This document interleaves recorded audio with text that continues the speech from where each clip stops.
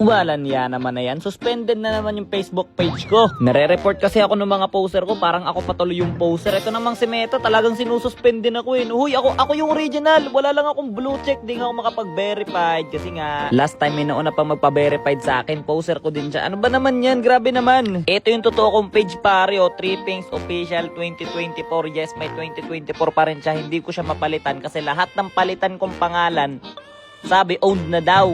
Copyrighted na daw kapag nagpalit ako na. Hindi mapagpalit ng pangalan. Kaya iba-ibahin ko yung spelling. May poster pa ako na nagpapanggap siyang second account. May poster pa ako na nagpo-promote ng sugal. May poster. Ano ba naman yan? Halo-halo na. Hindi ko na nga kayo pinapakailaman nga. Kasi nga nagtatrabaho kayo, naghahanap buhay kayo. Gets ko naman. Di natin alam kung anong dahilan ba't yung ginagawa yan. Diba? Kasi baka mamaya kailangan nyo talaga ng pera. May sakit yung mama nyo. May cancer. Diba?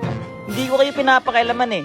Pero ba't kailangan nyo ko i-report? Parang ako pa yung poser eh. Sige, ikaw na. O, nanakawin mo na nga lang yung video ko. Gusto mo, nanakawin mo na rin yung pagkatao ko. Ano, ako na ikaw na ako?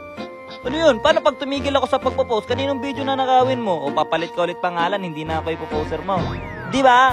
Huwag mo ako i-report. Poser na nga lang kita. I-report mo pa yung original. Nakakainis eh, no? Buti sana kung ginagaya mo na lang yung content ko, ginagaya mo ugali ko, ginagaya mo ko. Hindi mo ginagaya. Kinukuha mo eh. Ay, buhay. Ano nga bang magagawa ko? Hindi wala. Ito lang, mag-rant. Siyempre, minsan, kailangan natin maglabas ng sama ng loob para hindi natin kinikimkim yung mga ganyang bagay. Kasi nakakabaliw yan kapag sinasarili mo lang, di ba? Minsan ka nalang magsarili. Yung sama ng loob pa talaga. Sige, gados din pare. Ganun din problema niya pare. Ilang beses siyang nababan kasi nire-report siya nung poster niya pare. Kasi yung poster niya, mas mataas yung followers sa kanya. Sana all, di ba? Pero ano nga bang magagawa ko? Wala nga. Kaya nga, anong gagawin ko? Eh di magko-comment na lang ako ng kulay black kasi gusto ko ng kulay black na iPhone doon sa comment section ni Ibana. Sana kulay black yung akin. May red ba? Red na lang akin.